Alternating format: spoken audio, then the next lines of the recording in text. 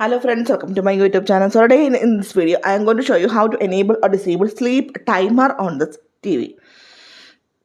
Go to settings, tap on all settings. Here you can see the option general and privacy. Select the option system manager. Tap on the option time. So here you can see the option sleep timer. Now the sleep timer is off or disabled. So you can see if you enable the sleep timer on your TV, then it will automatically turn off the TV after a preset period of time.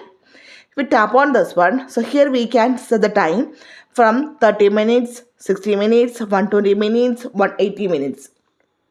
Okay, if you tap on the option 30 minutes, then the TV will automatically turn off after 30 minutes.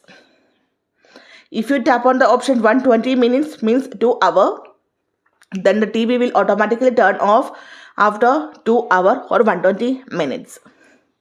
Simply in this way, we can, if you turn off this one, tap on this one, simply select the option off. In this way, we can simply enable or disable sleep timer on this TV. So hope you guys enjoyed this video. Thank you for watching. Thank you. Bye-bye.